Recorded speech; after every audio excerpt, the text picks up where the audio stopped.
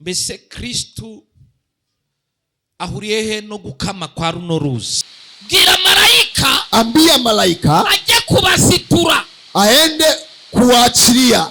Birikumvikana? Inaeleweka hilo. Haraba malaika, kunao malaika bane ambaye ni waine basiritwe, ambaye wamefungwa munsi y'uwo mugezi, chini ya mto huo. Lewa ulio sawa. Dunia isiwadanganye. Iki jambo ry'Imana rivuga, kile neno la Mungu linasema ni kibazo cy'igihe gusa, ni tatizo la wakati peke yake. Ukakibona katika muda huu kugira ngo tunezererwemo, ili tukaweze kufurahia, wongere wiheshe icyubahiro na ujitukuze kwa mara nyingine mu izina rya Yesu, katika jina lako Yesu. Amen. Amen. Amen. Amen. Tusome ibyanditswe nka 4 cyangwa 3 ubundi mwicare. Tusome andiko 4 kama ama 3 tuweze kukaa chini. Kandi abongize umugisha nkaba ntangiranye namwe, reka nshaka uko ninkuta. Katika wale ambao nimebarikiwa kuwa pamoja nanyi na nimeanzana na nyinyi, nitafute namna ya kuweza kuharakisha ndebe yuko twasozanye kabla ya kuweza kutamatisha kwa pamoja. Yabingorayo umuntu atangiye inyigisho akayicamo kabiri. Vinapenda kunitatiza kidogo mtu akianzisha fundisho fulani na kulikata kwa mara mbili. Hamwe ntacyo bibatwara, ariko nge birakinwa. Imana izabashoboze gukunda ijambo ry'Imana. Mungu aje kuwawezesha kulipenda neno la Mungu. Nta kintu na kimwe cyadushoboza aka kazi birenze ijambo. Hakuna kingine cha kutuwezesha hii kazi isipokuwa ni neno la Mungu. Amagambo y'Imana tugiye kuganira, maneno ya Mungu tunaenda kuyazungumza kwa pamoja. Gukama kuruzi rwa Ofrata, kukauka katika mto wa Ofrata na majwarimo na sauti zilizomo ndani yake. Turaba tureba mbese bizatuma hapfa bangana iki. Tutakuwa tukiangalia, je, itasababisha kufariki kwa watu idadi gani? Mbese bihuriye he n'izi ntambara? Hivi vinakutania wapi na hizi vita za leo? Ndetse no kugaruka kwa Kristo, hata kurudi kwake Yesu Kristo. Muri ubwo buryo nibyo ndibuje nshaka ko mwumva. Ni katika namna hiyo nitahitaji muelewe kiundani zaidi. Ururuzi rwa Ofrata, katika mto huu wa Ofrata, ndetse n'amajwi arurimo, na tena sauti zilizomo ndani yake. Bizica ingano y'abashobora gupfa bitewe n'abamarayika barurimo ingana gute? Vitalingana na idadi ya watu wanahitaji kufa na kiwango cha malaika waliomo ndani wanatoshana kiwango gani ama namna gani? Hizi ntambara bihuriye he? Hizi vita zinakuja kukutania wapi? Mbese Kristo ahuriye he no gukama kwa runo ruzi? Hivi Kristo anakutania wapi na kukauka ama kukatika kwa mto huu? Gituma nsigaye nkunda kubigenza gutyo, kinachofanya mimi nipende kuvifanya namna hiyo, abaru kugira ngo nurangiza inyigisho kumva hari icyo utasobanukiwe muri byo, ni ili kwamba tukimaliza mafundisho ikiwa kuna jambo hujaelewa kati ya hayo mubyo twavuze uzemererwe kukibaza. Yale ambayo tumefundisha ama tumezungumza uruhusiwe kuuliza. No mubatizo mwamubona nabigenjeje gutyo. Ndio sababu hata kwenye mbatizo unaona nimefanya namna hiyo. Uteguye inyigisho akwiye kuba afite ikifuzo cya aharangiriza cyaba gisobanutse. Yule wa kumaliza anafaa kuwa na ombi ama hitaji ya kuwa na sehemu ya kutoka na kufika ambacho kinaeleweka. Ubwo bivuga ngo nuzajya ubona dusojeje ujya kureba ko ibisubizo by'ibyo bintu byose uri ku rwego rwa bisobanura. Maana yake tukimaliza vitu hivi vyote uangalie kama uko kwenye kiwango cha maelezo ya vitu vyote hivyo. Turi busome igitabo cy'Itangiriro, tutakuja kujisaidia na kitabu cha Mwanzo. Turi busome igice cya 2, tutasoma mlango wa 2. Bibaye byiza duhere ku murongo wa 10. Ikiwa ni vizuri tuanzie kwenye mstari wa 10. Umwanya waza kutubana muke tugeze kuri 14. Tufikishe kwenye mstari wa 14. Itangiriro igice cya 2, kitabu cha Mwanzo mlango wa 2, 10-14, mstari wa 10 mpaka 14. Tukibiriya duhindure gakeya tujye aho bita mu gitabo cy'Itangiriro 15-18. Kitabu cha Mwanzo 15 na 18. Barasoma umurongo wonyine. Watasoma huyo mstari mmoja peke yake. Muri busome igitabo cy'ibyahishuriwe Yohana, mtasoma kitabu cha Ufunuo Yohana, igice cyawo cy'icyenda, mlango wake ni wa 9, umurongo wa 13 katika mstari wa 13 tugeze kuri 15, na tufikishe 15. dusoreze ku byahishuriwe Yohana nyine, na tutamalizia kwenye kitabu cha hapo Ufunuo wa Yohana tena 16, 16. tusome nanone duhere ku murongo wa 15 na tugeze tusome 17, kuanzia mstari wa 15 mpaka 17. nibadufashe ibyanditswe bine tuvuze, watusaidie andiko hizo 4 ambazo tumezungumza. isumba byose duhana, Mweza wa yote atubariki kwa pamoja. amen. Amen. Igitabo cy'Itangiriro igice cyaho cya 2 duhere ku murongo wa 10. Kitabu cha Mwanzo sura ya 2 tuanzie 10 tugere ku murongo wa 14 mpaka mstari wa 14. havuga ngo, Andiko linasema, umugezi uturuka muri Edeni ukatoka mto katika Edeni unetesha iyo ngobyi, kwa kuisitili bustani hiyo. uwo mugezi uvamo wigabanyamo 4, Na mto huyo ukajigawanya vipande 4. umwe witwa Pishoni, Jina lake moja ni Pishoni, ari ugose igihugu cyose cy'ihavira kirimo izahabu, ndipo unazunguka nchi yote iliyomo dhahabu, kandi izahabu yo muri ico gihugu ni nziza. hata dhahabu ya nchi hiyo nzuri. Iyo niho hari ubushishi buva ku giti bwitwa budora, Hapo ndipo ubushishi buva ku giti bwitwa budora n'amabuye yitwa shohamu, undi witwa Gihoni ari wo ugose igihugu cyose cy'Ikushi, undi witwa Hedekeru ni uca imbere y'igihugu cyitwa Ashuri, wa 4 witwa Efurata. Amen. 15 twahije gusikeza kuri 14. Yego, Itangiriro Tena tusome kitabu cha Mwanzo 15, 15, 18. Tabo cy'Itangiriro igice cya 15 n'umurongo wa 18.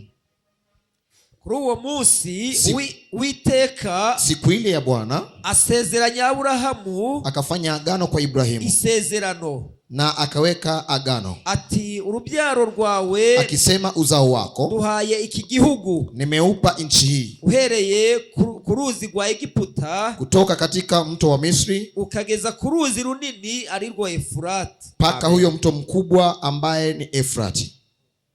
okay. Byahishuriwe Yohana Ufunuo wa Yohana igice cya 9 umurongo wa 13, sura ni ya 9 mstari wa 13. aravuga ngo, marayika wa 6 avuza impanda, Malaika wa 6 akapiga baragumu, numva ijwi riva mu mahembe 4 y'igicaniro, nikasikia sauti moja iliyotoka katikati ya zile pembe 4 za dhahabu, kizahabu kiri imbere y'Imana, ambaye itakuwa mbele za Bwana. ribwira marayika wa 6 ufite impanda riti, Zikaambia malaika mwenye baragumu ya 6 kusema, bohora abamarayika 4 babohewe ku ruzi runini Ufurate. ruhusu malaika wamefungiwa katika mto mkuu wa Efrati. Nuko abo bamarayika 4 bari biteguriwe iyo saha, Wale malaika 4 walikuwa wamefunguliwa katika hilo saa, n'uwo munsi, hata siku hiyo, n'uko kwezi, hata mwezi huo, n'uwo mwaka, hata mwaka huo, babohorerwa kugira ngo bice 1/3 cy'abantu. ili waweze kuua 1/3 cha watu. 16. Igice cya 16 turere ku murongo wa 15. Tuanzie kwenye mstari wa 15. Dore nzaza nk'umujura, tazama nitakuja kama mwizi. ahirwa uba maso akarinda imyenda ye, Ni heri yule anakuwa macho na kulinda vazi lake, kugira ngo atagenda yambaye ubusa bakareba isoni z'ubwambure bwe, ili asije kutembea uchi wakaone haya ya uchi wake. ibateraniriza ahantu mu Ruheburayo hitwa Harimagidoni. Akawakusanyia sehemu ya Uhebrayo jina lake Harimagidoni. Marayika wa 7 asuka urwabya rwe mu kirere, Na huyo malaika wa 7 akaweka katika sitili anga hiyo, ijwi rirenga rivugira mu rusengero kuri ya ntebe riti, sauti la kupaza kupitia lile kanisa kwenye kiti kusema, birarangiye, imekwisha. habaho imirabyo, Ikawepo n'amajwi no miayo, guhinda n'inkuba, hata sauti na pia kungurumo kwa radi. habaho n'igishyitsi cyinshi, Ikawepo mtetemeko mwingi, igishyitsi gikomeye gityo mtetemeko mkubwa zaidi ntikigeze kubaho uhereye aho abantu babereye ku ambayo isi. hujawahi tokea toka binadamu kuwepo duniani. Amen. Amina. Soma umurongo waho aho uri ni 16 mu byahishuwe. Soma n'uwo murongo wa 12 usome. Soma na mstari wa 12. 12 haravuga ngo, marayika wa gatandatu asuka urwabya rwe mu ruzi runini Ufurate, Na huyo malaika akamimina kitasa chake juu ya mto ule wa Ifrati, amazi yarwo akamira, maji yake yakakauka, kugira ngo inzira y'abami baturuka iburasirazuba yitegurwe, ili itengenezwe njia ya wafalme toka katika magharibi. Amina. Turagushimiye Imana, Tunakushukuru ewe Mungu kubw'abana bawe, kwa ajili ya watoto ko wako, baba bagize umugisha ikiwa wamepata hii wo baraka kukwitegura ya kuweza kujiandaa mbele mu zako buryo bwo kumenya ijambo katika ryawe. namna ya kulijua neno lako. Umugisha ubabeho, Baraka yako ikawe juu yao, ubutsinzi bwawe bubabeho, ushindi wako ukawe juu yao, mu izina rya katika Yesu. jina lako Yesu. Amen. Amina. Nimwiyicarire mu kubaho kwisumba Naomba byose. mketi katika uwepo wa Bwana. Amen. Amina. Tuzamura ijwi. Amen. Tupandishe sauti. Amena. Ushobora kugira umugisha ntubimenye. Unaweza kuwa na baraka na ukose kujua. Hari umuntu umaze kuvuga inshuro ebyiri. Kuna mtu amezungumzwa kwa mara 2. Ni umubishop basuye. Ni bishop ambaye amewatembelea, Ababwira kugendererwa bariko bamwe ntibabimenye. Akiwaeleza kuhusu kutembelewa lakini wengine wasijue. Dusohoreye mu gihe kigoye. Na tumeingia katika nyakati au kipindi kigumu. Tugendeye mu rwa kabiri rwa Timoteyo 4, kulingana na andiko waraka wa pili wa Timoteyo 4, iminsi y'imeruka hazaba ibihe birushya. Nyakati za mwisho kutakuwa na vitu vya kuchosha. Mu minsi y'imperuka hagomba kuba ibihe birushya. Nyakati za mwisho kunafaa kuwa na kipindi cha kuchosha. Ntacyo tuzaba tubigarukaho, lakini hakuna shida, tutayarudia kwa mara nyingine. Kuko icyo nshaka ko mumenya nicyo mba nshaka ko mumenya uwo munsi. Kwa kuwa kile nahitaji ukajue ni kile nahitaji ujue siku hiyo. Ndashaka kwita cyane ku mugezi wa Ufurate. Nahitaji kukawia sana ama kueleza katika mto wa Ifrati. Kuri uru ruzi rwa Ufurate tuvuze. Katika huyu mto wa Ufrate tumezungumza. Ndashaka ko turuganiraho kandi nibuza ukarugira amakuru ahagije. Nahitaji tuweze kuzungumzia kimaelezo, uwe na habari katika mto huo ya kina zaidi. Mba nifuza ko niba hari isomo twize nibuza menya ko hari icyo uriziho. Nahitaji ikiwa ni somo tumejifunza, japo upate maelezo juu ya somo hilo.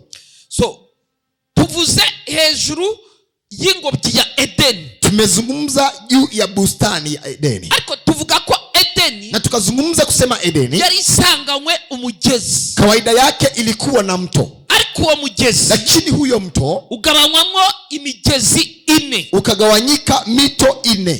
Hagabanywamo umugezi wa mbere, ukagawanyika mto wa kwanza, wari umugezi bita Pishoni. Ulikuwa ni mto unaitwa Pishoni. Ubundi mugezi wa Pishoni, mto wa Pishoni, abasha kusanga amazi yawo yahageze. Pale utakuta maji yake imefika wapi. Ushinzwe kweza ibintu biri indani imbere. Kazi yake ni kutakasa vitu vilivyomo ndani yake.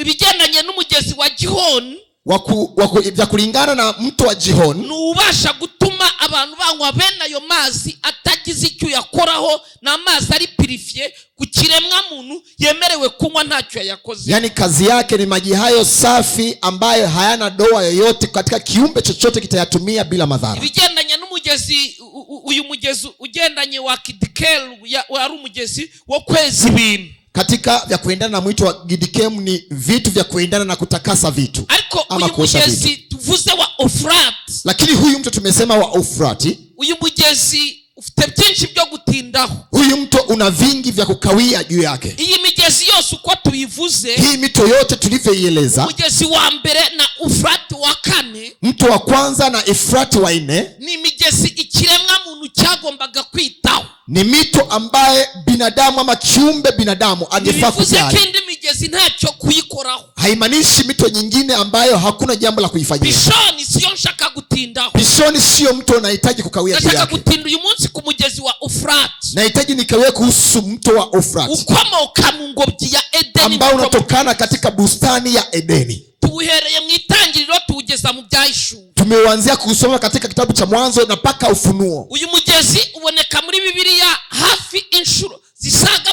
22. Huyu mto unaonekana kwenye Biblia mara ambazo zinatoshana na 22. Ariko nujya muri Bibiliya y'Ikinyamereki cyangwa n'Igiheburayo urawusangamo 24. Katika Biblia ya Kimereki na Kiebrania utakuta katika 24. Hari ahandi muri Bibiliya zacu bavuga umugezi gusa ntibawusobanura. Kuna sehemu zingine kwenye Biblia zetu inaelezwa kuhusu mto, wasiueleze ni mto wa aina gani. Ariko muya ugendana urimi inshuro 22. Katika kwenye Biblia yako natembea nayo katika mara 22. Bishatse kuvuga ko atari umugezi wo gutesha agaciro. Maana yake sio mto wa kupotezea thamani yake unavyotaka. Uyu mugezi rero, huyu mto sasa ugaragaza kuboneka muri ingobyi ya Edeni, niho bawugabanyiriza. Aho mubona ni ikimenyetso kikubwira ngo Edeni iri hafi aho. Unadhihirisha na kuonekana katika bustani ya Edeni, hapo ndipo umegawanyika. Maana yake unapopatikana hapo kuna bustani hapo karibu. Kugambo Edeni irabarirwa muri ibyo bice byose. Bustani unahesabika katika hivyo vipande vyote vya mto. Kumpamvu ubwo ni muri kiriya gice cya Aziya ni huyu mugezi uherereye. Ni katika pembeni ya nchi ya Asia. Hapo ndipo mto uliopo. Bivuga ngo uwo mugezi hari ahantu herereye. Maana yake huyu mto sehemu ulioko niho hari hafi ya yangobyi. Hapo ndipo kulikuwa ni karibu ya bustani ile. Sinzi cyo mvuze niba cyumva. Sijui ninachokizungumza kinasikika. Ibyaha byinshi bitandukanye muzi. Dhambi nyingi zilizo tofauti mnazojua biba around yaho ngaho. Yani zinakuwepo around ya mahali hapo. Birikumvikana icyo ndi kuvuga, ibiba hafi aho ngaho. Kinasikika ninachokizungumza, kinapatikana hapo karibu. Rero n'umugezi umuntu uwiswa Kazimana akwiye kwitaho. Hivyo ni mtu ambaye mtu yeyote anamjua Mungu anafaa kuja. Biblia ntiyawucecetse. Biblia haijaunyamaza huyo mto. Itangira ry'umuntu irawuvuga. Yani katika mwanzo wa ubinadamu inaueleza. Ariko ngo mwishoza ry'uwo muntu. Na katika mwisho wa mtu huo tena igaragaza ko atari umuntu uzabanza kurangira, hazabanza kurangira uwo mugezi. Yani inaonekana sio mtu ambaye atatangulia kumalizika, bali kutamalizwa kwanza huyo mto. Uwo mugezi rero usanzwe ari we wari umugezi wa mbere munini muri Aziya. Huyo mto unapatikana kama mto mkubwa katika Asia. Ufite mailo 1740 miles. Una Nilos katika 1740. 1740. Ubundi mailo iruta kilometero. Miles inapita kilomita.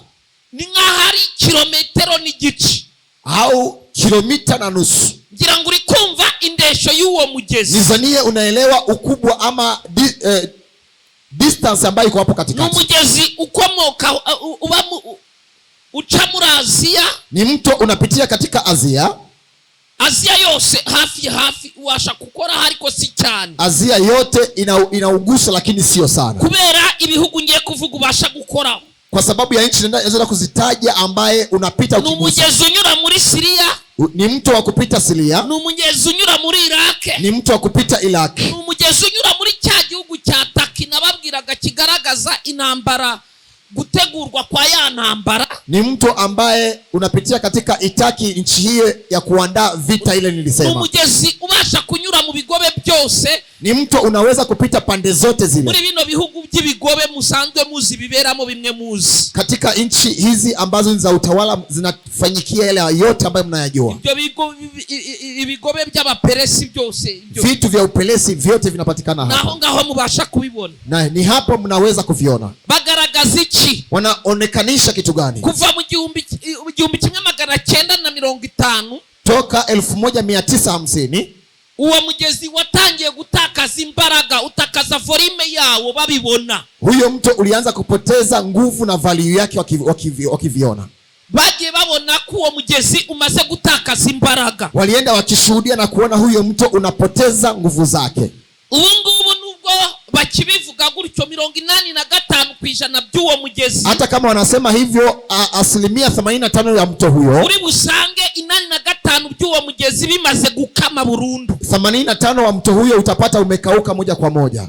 Abari buze kugerageza kuzakibashira kuri YouTube, nzagerageza kugenda bimwe mu byo turi kuvuga muha makuru ku gipimo, abazakirebaho muzareba uwo mugezi mbere murebe na nyuma. Wale wataangalia katika YouTube nitajaribu kuwapatia mwanzo na mwisho muweze kuangalia mbele na nyuma. N'ubu ngubu hari igice kitari gitoya cyo kwambukamo, urumva umugezi usigaranye 15%, ntago kuhambuka bigikeneye kuba ufite ubwato. Kuna kipande kidogo kimebaki cha 5%. Kwa sasa kuvuka hahitaji tena mtumbwi ama feli ya kuvuka mahali hapo. Ni kingenzi ko mumenya rero uwo mugezi ukumeze. Ni jambo la muhimu ama la msingi kujua mto uko namna gani. Uyu mugezi rero hari icyo Biblia yuvugaho nyine. Huyo mto kunacho Biblia inachozungumzia juu yake. Ni umugezi siyansi ishaka kuvuga ko gukama byakunda bigashoboka. Ni mto unasemekana sayansi unaweza kukauka na pia iwezekane. Bakavuga ko byaterwa n'ubumenyi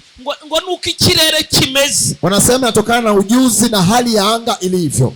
Ibyo nibyo babwira umwana w'umuntu kugira bamuhumurize. Hivyo ndivyo anamwambia mwanadamu ili akaweze kumfariji. Ariko mwe mwicaye aha, lakini nyinyi mliyeketi mahali hapa, bimwe mu byanditswe musomye, moja kati ya andiko ambazo mmesoma byavugaga ko hari igihe uwo mugezi uzakama ariko ukamire gutegura inzira ya Herimagedoni. Vinaeleza kwamba mto ipo kipindi utakauka, lakini lengo lake kuandaa njia ya Herimagedoni. Ni umugezi ngo uzagera ukame. Ni mto utafika kipindi ukauke. Umugezi wari umeze gutyo cyangwa uruzi rwari rumeze gutyo, yani mto wa namna hiyo, n'uruzi rwari rushinzwe kuvuga imipaka y'abantu. Ni mto ulikuwa kazi yake ni kueleza mipaka ya watu. Niyo mpamvu hari aho mwasomye mu Itangiriro 15:18, ndio sababu kuna sehemu mmesoma katika Mwanzo 15:18, herekana Israeli nayo ukigomba kubiresha, inaonekanisha Israeli namna inavyokuwa inatoshana. Kona Israeli izava kuri urwo ruzi rwa Ufrate, Israeli tutoka katika huo mto wa Efrati ukerekeza kuri za Mediterane ndetse ku ruzi runini rwa Egiputa, na uelekea katika mto mkubwa wa Misri. aho hose ubundi sehemu hiyo yote pengine, aho ni Abisirayeli babara nk'iwabo. Hapo ndipo Israeli wanahesabu kama kwao. Bishatse kuvuga ngo niyo baba bafashe Gaza na Palestina, maana yake wakichukua Gaza na Palestina, ntabwo intambara yabo nyirizina yaba yarangiye. Vita ya kwao ya uhalisia haiwezi kuwa imeisha. Ngira ngo muri kumva ingano y'ubutaka bwabo uko bungana. Mnasikia ukubwa wa ardhi yao inavyotoshana. Na ni intambara yo kurangizwa n'Imana, naho ntacyo umuntu yayikoraho. Vita ni vita ya kumalizwa na Mungu. Binadamu hawezi kuwa na ujuzi ama uhusika wowote kumaliza vita. Uyu mugezi rero, huyu mto sasa, nitwongera tukagaruka kuwa mujya mwumva bita Nimurode, katika yule ambaye anaitwa Nimrodi, icyo bita Zigurati 9.4 wa munara w'i Babeli ni hafi aho ngaho. Katika ule mnara wa Babeli mnajua ni hapo karibu. Muri rusange, katika jumla mara moja, ntabwo ushobora kuba umuvugabutumwa, huwezi ukawa mhubiri ngo ube umupasiteri na ukawa mchungaji uvuga kugaruka kwa Yesu na ueleze kurudi kwake Yesu utazi ibimenyetso byagiye bitangwa kugira ngo bigaragarize abizera igihe Yesu azazira, na hujui hizi ishara zilitolewa kwa ajili ya wenye imani uaminishe watu kipindi cha Yesu atakaporudi. Niyo mpamvu tugenda dufata igice kugira ngo mumenye igihe azazira. Ndio sababu tutachukua kipande tukikieleza ujue wakati wa Yesu kurudi kwake. Reka tugaruke gatoya rero. Acha turudi hapa kidogo sasa. Kimwe mu byo mubashije gusoma, moja kati ya yale mumeweza kuyasoma, musomye ko hari Imana ubwayo, mumesoma kwamba Mungu mwenyewe hari abamarayika 4, kunao malaika 4. mwabasomye mu byahishuriwe, mumewasoma katika Ufunuo wa Yohana. ndibwira ko ari 9 musomye, nizanie kwamba ni 9 mmesoma. haberetse ko hari abamarayika 4, inakuonyesha kuna malaika 4 bamanuwe ambayo wameshushwa, bari munsi y'umugezi wa Ufrate, wako chini ya mto wa Ufrate. abamarayika 4, malaika 4 bari munsi y'umugezi wa Ufrate, wako chini ya mto wa Ufrate, ngo nibasirikirwemo, waweze kuwepo hapo ndani. Wabisomye? Umesoma. Bwira malaika, ambia malaika ajye kubasitura, aende kuwaachilia.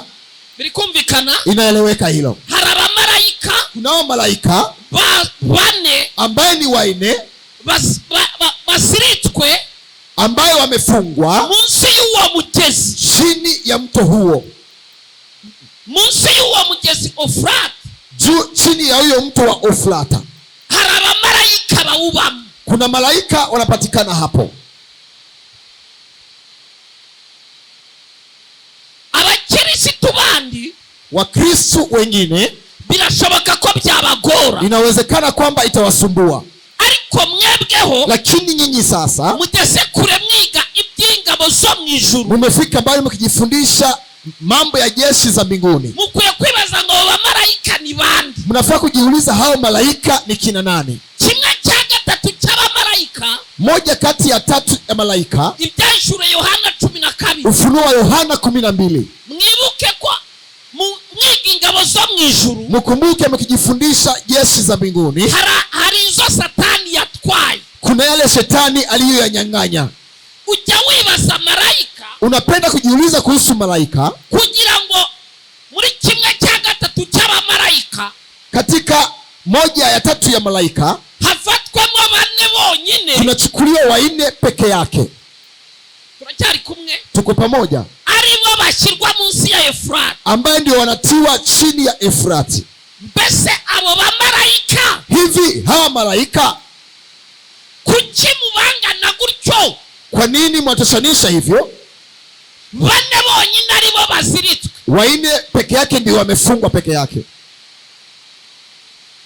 kuki bataziritswe Mbona hawajafungwa ngo bazirikirwe muri Tanganyika? na wafungiwe chini ya bahari Tanganyika?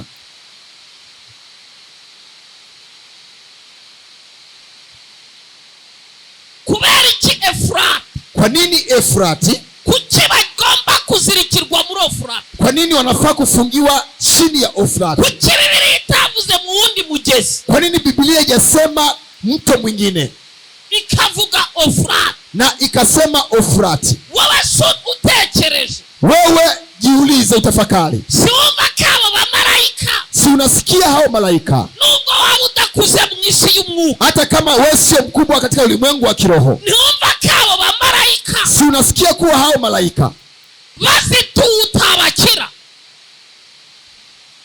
bazituwe ntiwabakira, wakifunguliwa hautawaweza. kugira ngo mu bamarayika bose Katika malaika wote ijuru rifatemo bane, mbingu ikachukue waine. babane Hao waine mu batagira ingano muzi, katika wale ambao hawana idadi yao mnawajua, bane baba bazirike. wane hao waliofungwa. Nyage nimwumva yuko abo bamarayika baziritse? Mnasikia kwamba hao malaika waliofungwa? Mbariza umuntu mwicaranye ngo urumva basanzwe? Uliza jirani yako, je, unasikia hao malaika ni kawaida? Utekereza ko ari abamarayika ba kienyeji? Unazania ni malaika wa kienyeji kawaida? Hapana. Ab'ijuru rivuga ngo aba nimubazirike ndabazi. Hao malaika inasemekana mbinguni imesema hawa wafungwa inawajua. Nimubazirike, Hawa muwafunge. aba bamubazirike. Hawa malaika muwafunge. Bivuga ngo Imana Maana yake Mungu irareba aba bamarayika, yarabarebye iravuga ngo aba babamara. iliangalia hawa malaika ikasema hawa watawamaliza, Bamubazirike. tuweze kuwafunga. Ipanze kubazirika, Kawia kuwafunga, ibazirikira munsi y'umugezi wa Ofurati. inawafungia chini ya mto wa Ofurata. Urumva Ofurati yisanzwe? Unasikia Ofurata ni ya kawaida kweli? Aba bamarayika si basanzwe. Hao malaika si watu kawaida. Ariko n'uyu mugezi ntusanzwe, Hata huyu mto wa Ofurata si wa kawaida, kereka ugiye kwirengagiza gusa. isipokuwa ukienda kujisahaulisha peke yake. Nenda ngo ibyo siyansi babwira Nazania yale sayansi inayowaambia, uza nawe utekereze kabiri, japo utafakari sana zaidi nk'umuntu wemera Bibiliya. kama mtu anayekubali Biblia. Kubera icyo aba bane Kwa nini hawa waine aribo basiritswe? ndio wamefunga peke yao? Kubera iki Kwa nini bashyizwe munsi ya Ofurati? wamewekwa chini ya mto Ofurata?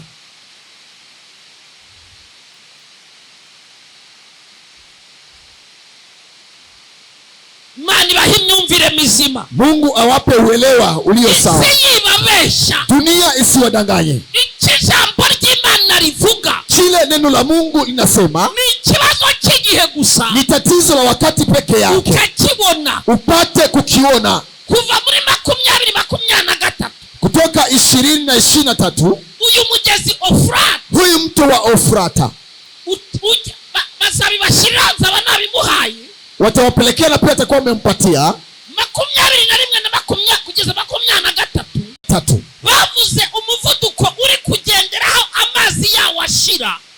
Walisema kasi ya mto huo ambaye ulio nao maji yake ikikauka.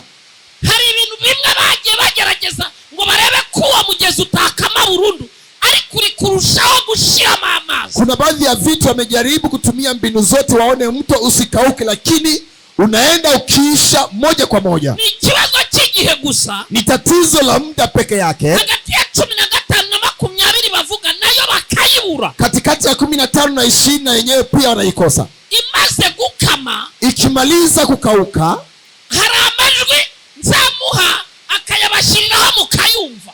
kuna sauti watawawekea pia ziwekwe muzisikie. Ahamaze gukama, sehemu imemaliza kukauka, harimo ibintu bimeze nk'amashambure n'ibyumba, kuna vitu vyenye muonekano kama vyumba ama katika rumu fulani, habamo amajwi asohokamo, kuna sauti zinazotokea mahali hapo. abanyamakuru bahora batonze, Waandishi wa habari wanaishi kupanga laini mahali hapo, wanaelekeza kutega masikio, wabumviriza ibintu bivugirwa mwaho, yani wasikie vitu vya kusemwa mahali hapo. isi nzima, Dunia yote nzima nta kirigera igira ubushobozi haijawahi kuwa na uwezo bwo kumenya ibyo bintu bivugira muri uwo mugezi, vya kujua ama kugundua vitu vya kuzungumzia ama vinavyosema chini ya mto huo. nawe ujya kubaza urebe, Nawe enda ukaulize uone. nabo ngo byarabacanze, ayo majwi arabarenze, Na wao pia viliwachanganya, sauti hizo zimepitiliza kweli. ariko hari icyo Bibiliya ivuga ntari bwibeshye. Lakini kuna Biblia inachokisema hapa bila kujidanganya. Bibiliya yo hari icyo yavuze kera, Biblia kunacho kitu ilisema zamani, nubwo baba bamuyobewe ibirimo, hata kama wao wameshindwa ni vitu gani viko ndani, ariko Bibiliya ivuga yuko lakini Biblia inasema kuwa abamarayika 4 batanje. kunao malaika 4 wa hatari sana. Nawe uze kumva ayo majwi, Na wewe pia ukisikia sauti hizo, urumva babaroga, utasikia wanaopaza sauti wakilia, uza gutaka, na usikie kilio cha watu. wamenya nyine bakarambya bindi Bibiliya yavuze. Utajua hao ni wa vile ambavyo Biblia imesema. Uretse isi yayobewe uko yabivuga, Isipokuwa ulimwengu ama dunia imekosa namna ya kuvieleza. imyaka 3 irarenze Miaka 3 imepita bategereza ayo majwi, wakiwa wanasubiria sauti hiyo, bakoresha ibyuma, kutumia vyuma vyao. bananiwe kumenya ayo majwi n'ayibiki, Walishindwa kujua sauti ni za vitu gani, ariko Bibiliya yarabivuze lakini Biblia ilivyoongea ko hari abamarayika kwamba hapo kuna malaika ijuru ryafungiyemo 4, ambaye mbingu ilifungia ni 4. igihe nge nawe tugezemo, Japo kipindi cha mimi na wewe tumekiingia, uretse kubakundishije cyane, isipokuwa kuwapendesha, uzaza ntazatinda, yule atakayekuja atachelewa. gusa kuvuga ibi bintu mu minsi ya nyuma, Basi kuzungumza haya katika nyakati za mwisho, ndabizi biragoye, najua ni vigumu kweli, ariko uzaza ntazatinda. lakini atakayekuja hatachelewa. Kanikomerezeho gato, Acha tuendelee kidogo. ndahamya njyewe Mimi nashuhudia hapa nk'umuntu wizera ijambo ry'Imana, kama mtu analiamini neno la Mungu. ndahamya ko ibyo nasomye Nashuhudia haya nimeyasoma, nubwo babihakana hata kama watapinga, nibyo birimo, ndivyo vilivyokuwepo. uko babuze igisubizo, Namna ya wao walikosa majibu, iyerekwa rya Yohana ndaryemera, maono ya Yohana kwangu naikubali ko ibyo ari byo birimo, kwamba hayo ndiyo yaliyopo sasa. ahubwo aba bamarayika Bali hawa malaika bazafungurwa, watakuja kufunguliwa. niko mwasomye. Hapo ndipo mmesoma. baze ku isi na wakuje hapa duniani. ubwo biracyabagoye kubyumva noneho Bado ni vigumu kuvielewa ama kuvisikia. Biblia inavisobanura. Biblia inavieleza. Bazakora amabara, watafanya mambo ya ajabu sana ngo kuri uwo munsi, katika siku hiyo, kuri iyo saa, katika hiyo saa, ngo muri uko kwezi, na katika huo mwezi. ako ni kibazo cy'ukonje nawe, ni tatizo la mimi na wewe tutazi uwo munsi ambaye tutakuwa siku hiyo. uwo munsi tunaumenya, siku hiyo tukiujua, tumenya niyo saa, na tujue saa hiyo, tumenya nuko kwezi, na tujue mwezi huo. ariko ibigerekana, lakini vinavyoonekanisha, ariko ibibategurira, vinavyowaandalia, byo birahari, vyenyewe vipo. ngo bakiza kwisi, yani kuja duniani kwao, bazita kimwe cya gatatu cy'abatuye isi, wana moja kati ya tatu cha watu wanaishi dunia. birashoboka ko bazabaho isaha imwe, yawezekana watakuwepo ama wataishi lisali moja. kimwe cya gatatu cy'abatuye isi, moja kati ya malaika katika wakaazi wanaishi katika dunia hii, bazahita bapfa, tayari watakufa moja kwa moja. uyu munsi siku ya leo isi imaze kugira miliyari 8, dunia imefikisha miliari 8 na milioni 1 na milioni 1 n'ibihumbi 340 na 1340 kuendelea. Okay, reka ngira miliyari 8 na milioni 1. Acha nifanye miliari 8 na pia milioni 1. Ubwo birahinduka, maana yake vitabadilika. miliyari 8 barumva icyo ariko miliyari ni milioni 1000 milioni kimwe cya gatatu cy'abatuye isi, moja kati ya tatu ambayo wanaishi dunia, bazagenda wataenda bangane na miliyari 2 waweze kumimina bilioni 2 na milioni 700 hata milioni 700. aba bamarayika bakirekurwa, hao malaika wakiruhusiwa peke yake, n'ubu barekuwe, hata sasa wakiachiliwa, aba barangi, hao watakuwa wamekwisha. miliyari 2 na milioni 700, bilioni 2 na milioni 8 kwisha moja kwa moja.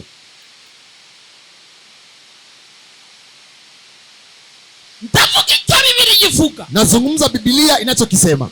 aba bazaba bakemuye ako kazi, hawa watakuwa wametatua kuhusu kazi hiyo.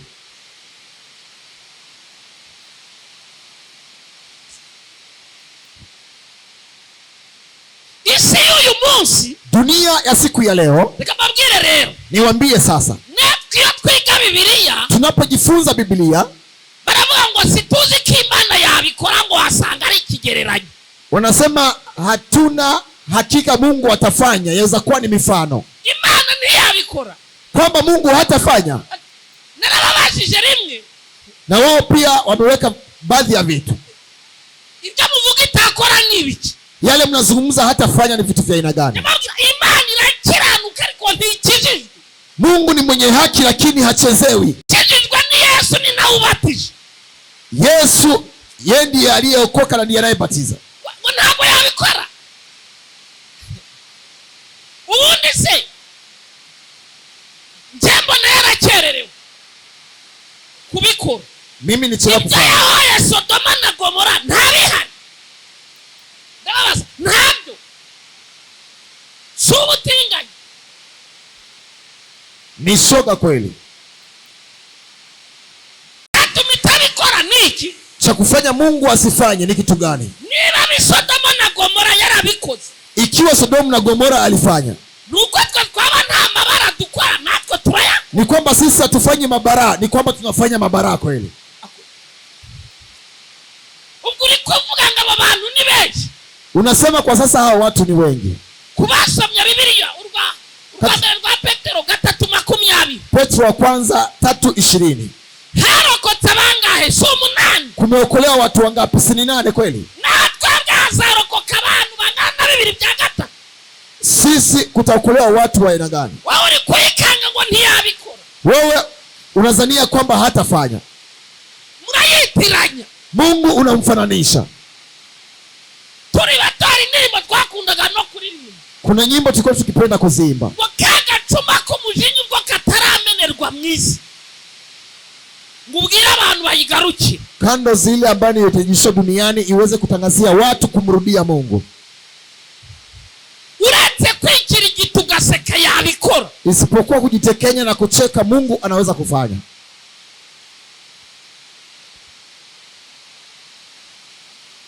Yigeze ifata malaika w'urupfu. Ashawe kuchukua malaika wa kifo. Iramubwira ngo ukemure Egiputa. Akamwambia pitia Misri. Ukemure service nguhaye. Na utatue kazi ambayo nimekupatia. Imfura niyo yaba ari uburiza bw'itungo uvaneho. Yani mzaliwa wa kwanza kama ni mfugo, toa ondoa. Yapfuye ikintu wabita Sauli. Yani kisa kilikuwa ni cha wapi? Cha Sauli naye. Niki yapfuye na Sauli? Kitu gani cha ugomvi wa Sauli naye? Tukuyibwira ngo yice nta mpuhwe. Yani ni kuiambia kwamba auwe bila huruma yoyote. Yigeze yitishamo Dawidi. Ashawaifanyisha maamuzi Daudi. Iramubaza ngo hagati y'inkota. Akamuuliza katikati ya silaha ama upanga, y'inzara, katikati ya njaa, hagati ya mugiga na katikati ya mgiga, na parito nguhaye. Hivyo ndivyo nimekupatia. Uhitamo ikibabaho. Wewe amua cha kuwafanyikia wao.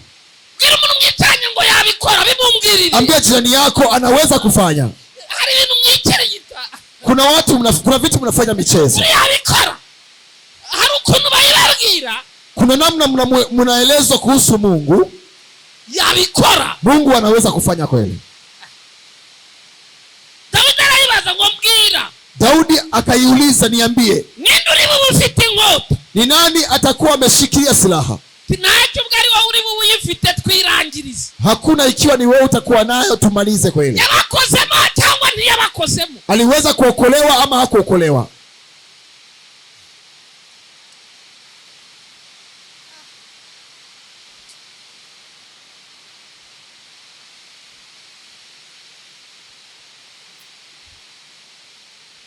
Isi uyu munsi, dunia ya siku ya leo, yarabatangatanze.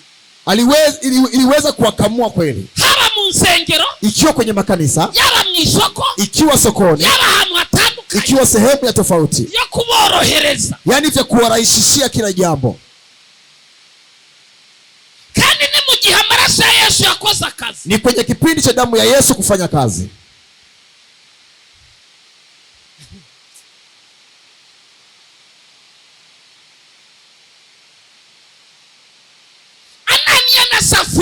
Hanania na Safira kubasomya Biblia, katika waliosoma Biblia. Petero aravuga ngo si twebwe kubesha.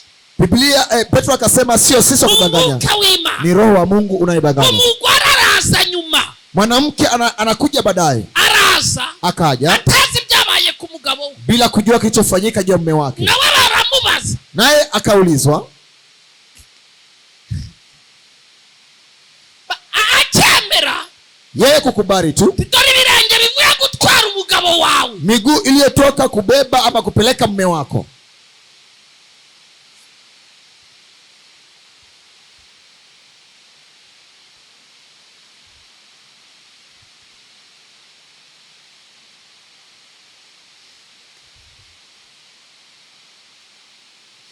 Nacho hakuna shida.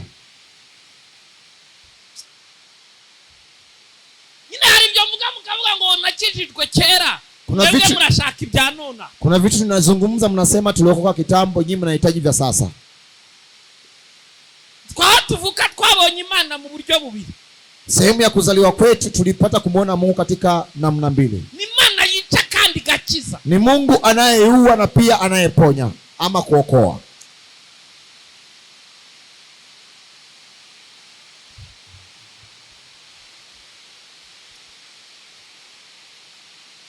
Kwa hiyo cyubahiro abagihari, tunaweza mpatia utukufu Mungu wale waliokuwepo. Haraba malaika bazakora mabara. Kunao malaika watafanya mabara kweli. Numvisha majwi, sikia sauti, ndayategera, na nikatega kweli masikio, nganja subiramo, na nikarudia tena, nikarudia kwa mara nyingine, nganja subiramo cyane, na nikarudia sana zaidi. Ndabango ko barakayira, nikasema mbona wamekasirika kweli? Barakayira ataragera. Nasikia amekasirika kabla ya kufika hapa. Sanga igihe bazirikiwe kirahagije. Maana yake kipindi wamefungiwa kinatosha. Nuko wenda nge nawe wenda tuzaba tudahari, ariko wowe ushobora kuzaba uhari. Yaweza kuwa mimi na wewe tutakuwepo, lakini wewe yaweza kuwa utakuwepo. Cyangwa ngewe mdaho hapo. Au mimi nikiwa hapo karibu. Kuba kweprova waburi umutekinisiye. Yaani kukwepa mazingira haya hautakuwa mjanja kweli.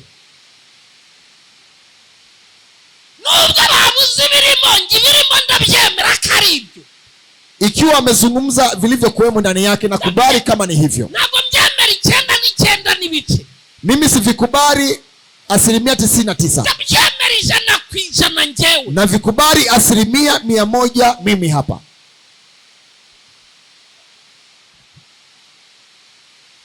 Igitangaje rero. Cha kushangaza sasa, hariya mwasomye pale ambapo mmesoma nimugeze 21 mkifikisha 21 ngabantu bazareba ibyabaye, kwamba watu watapata kuona vilivyofanyika ngo bikomereze gahunda na waendeleze mipango yao.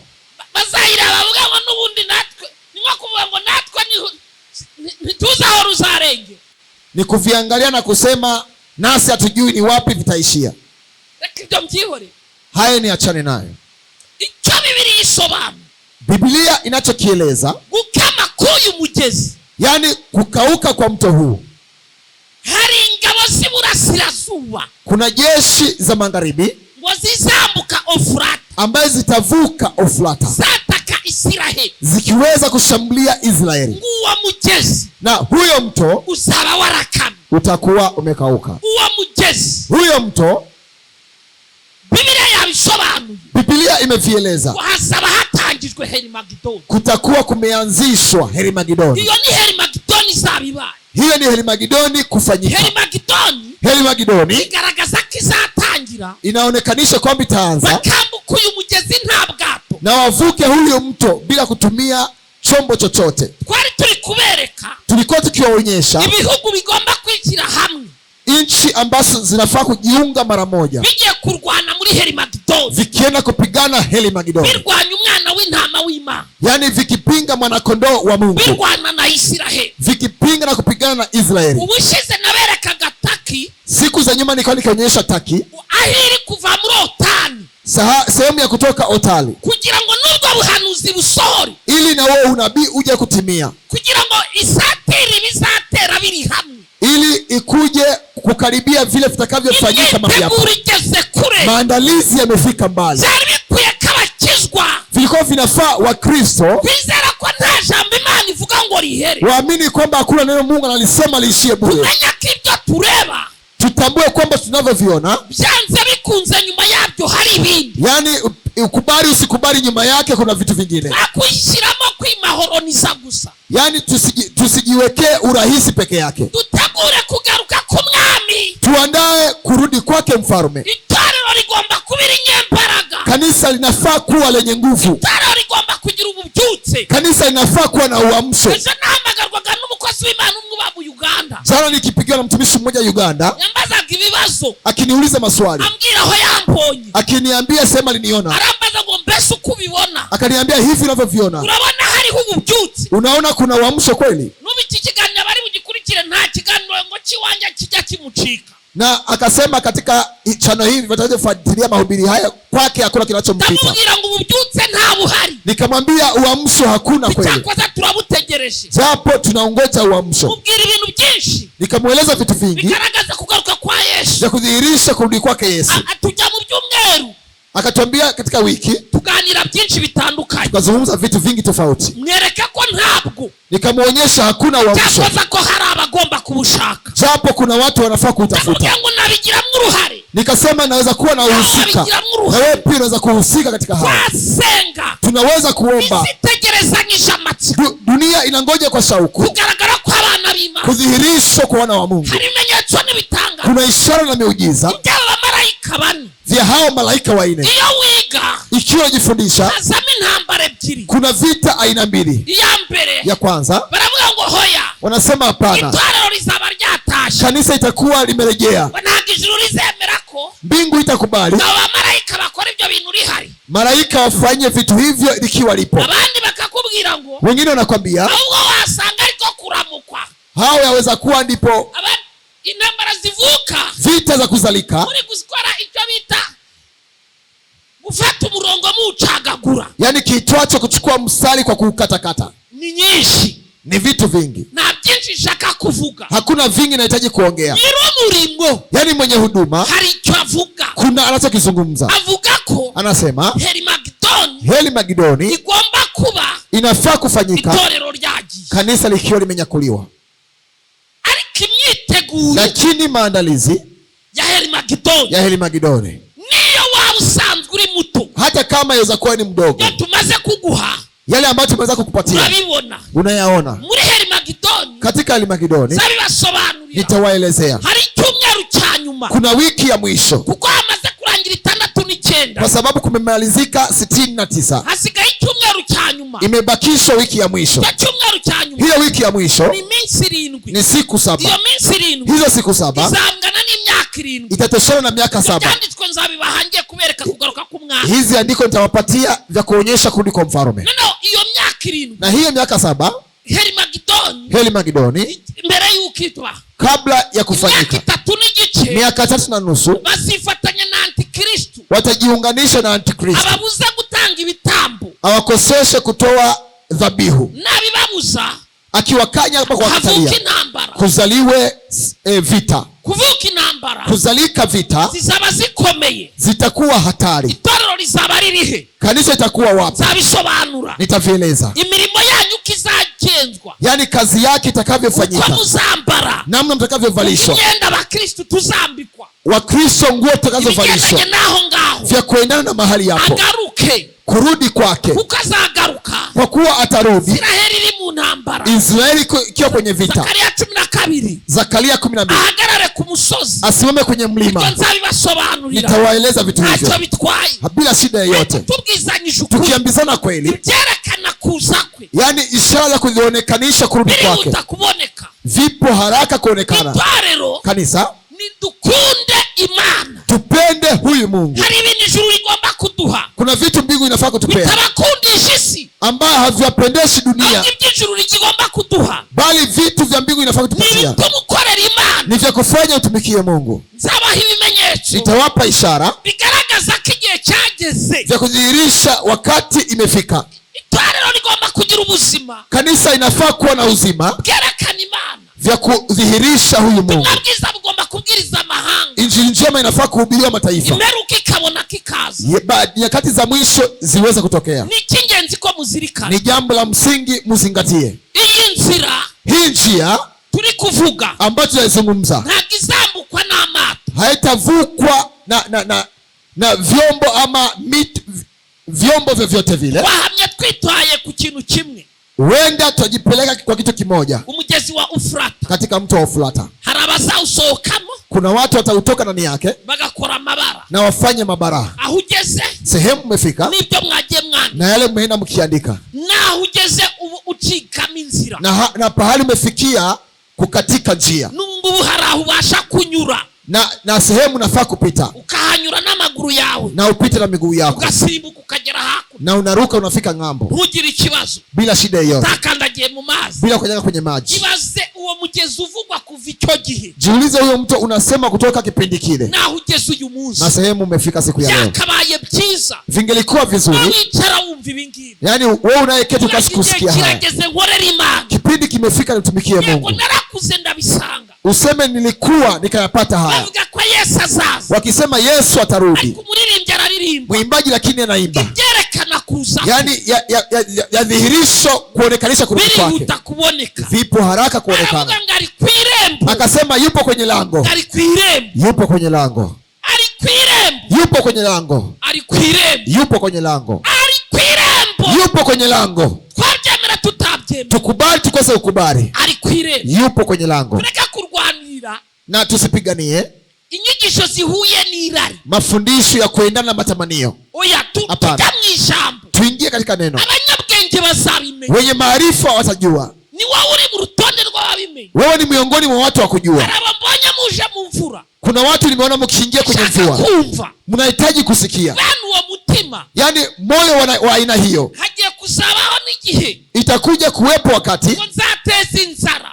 nitamlisha njaa, ntabwo azaba ari ibyo kurya n'ibyo kunywa, siyo njaa ya chakunywa na chakula. oya, Hapana, azaba ari inzara y'ijambo. itakuwa ni njaa ya uhaba wa neno la bazajya Mungu. baribure, bazajya iburasirazuba n'iburengerazuba hose baribushaka, Wataingia kaskazini na magharibi na pia waweze kukosa. iyo nzara sa muzingo ni Biblia izaba idahari. Hiyo njaa mnazania kwamba ni Biblia itakuwepo. oya, ibi bintu byo kubakundisha isi, Vitu vya kuwapendesha ulimwengu, hari igihe uzagera hisi ubone nta kivuze. kuna kipindi utafika uone kwamba ulimwengu hauna maana yoyote, None usanga bakuvuga Imana upate ama ukute watu wa kusema Mungu babivugira iby'isi gusa, wao wanazungumza vitu vya kidunia peke yake, babikubwira wumve noneho nawe wabihaza. na wale ambao wanavyokuambia unasikia kwamba kabisa umeshiba navyo. bihinduka, Nyakati zitaenda zikibadilika, isumba byose muweza bakure, wa yote awatumie, isumba byose bafata. muweza wa yote awakamate kweli. Nubwo ndi gushatira gusenga, Nasikia nikielekea kuomba, ndashaka kubifuriza nahitaji kuwatakia kugaruka mu ijambo ry'Imana. kurudi tena katika neno la Mungu. Abavuga butumwa bicaye aha, Wahubiri mlieketi hapa, ndabifuriza kugabanya barimbuka, nawatakia kupunguza wanaoangamia, abahinduriye benshi waliobadilisha wengi kuba bakiranutse, kuwa wenye haki. muzaka nk'inyenyeri, Mtang'aa kama nyota, muzabihererwa ikamba mu ijuru. mtaweza kupewa taji ndani ya mbingu. kuri ubu bwira umuntu Kwa sasa unaambia mtu iby'ijuru ukabona ntabishaka, vitu vya mbingu unaona kwamba kabisa hataki. ubuhanuzi bukenewe ni visa gusa, Yani unabii unahitajika ni visa peke yake, ubuhanuzi bukenewe unabii unahitajika ni imodoka nziza, ni gari nzuri peke yake, uwo warishimye. huyo anafurahia. ariko uwakiriye Kristo Lakini yule aliyepokea Kristo nta kiba, hakuna kinachofanyika. sigaye tuvuga ngo ushaka kwakira Kristo, Kwa sasa tunasema naye tamani kupokea Yesu Kristo. umuntu yahaguruka. Mtu akisimama Kera zamani, iyo umuntu yahagurukaga agiye kwakira mtu Yesu, akisimama akienda kupokea Yesu Kristo, twarishingaga tugakoma mu mashyi. tulikuwa tunafurahi tunapige makofi. ariko uyu munsi, Lakini watu wa siku ya leo, iyo ugiye kumwakira, ukienda unasema huyu naenda kumpokea, itorero ntaryihinduka. kanisa hakuna ariko kinachobadilika. Biblia iravuga ngo Biblia inasema haba umunezero mu ijuru kunapatikana furaha mbinguni iyo umwe gusa, ikiwa mmoja peke yake, umwe wenyine, moja peke yake, ibirori biraba, sherehe inafanyika, baraserebura. wanafanya celebration. itorero ry'uyu munsi Kanisa siku ya leo baserebura kuwavuze ko Imana yamuhaye inzu, wanasherekea kuona Mungu amempatia avuze ngo nyumba, naguze imodoka, akisema nimenunua gari. shima bagakoma. Wengi wanafurahi na kupiga makofi, ubwo ni abadafite ishyari, ni wale ambaye hawana bidii, ariko uwukijijwe lakini wa kuokoka, ntacyo bikivuze. yani hakuna jambo lolote kwake, ariko nta kintu itorero hakuna kitu kanisa rikwiye kuryoherwa linafaa kufurahishwa no kubona umuntu umwe kama kuona mtu mmoja wakiriye Kristo, amempokea Kristo, ngamubera umwami, akawe mfalme ndani yake amubera umucungu, na akawe mkombozi no kwake, kumusengera ngo azarurangize. na kumwombea safari aimalize salama. cyo nicyo cyakaturyohera. Ndicho kitu kingetufurahisha. tugeze kuri, Tumefika mbali, mureke nsoreza aha. mwache nimalizie hapa. Ndabizi neza Najua vizuri abenshi muba mwiriwe aha, wengi kati yenyu mnakuwa mmeshinda hapa, cyangwa mukaza nyuma ya saa sita, ama mkuje mchana baada ya saa 6, ndabifuriza gukomera, lakini nawatakia kukomaa, ndabifuriza kurwana, nawatakia kupigana,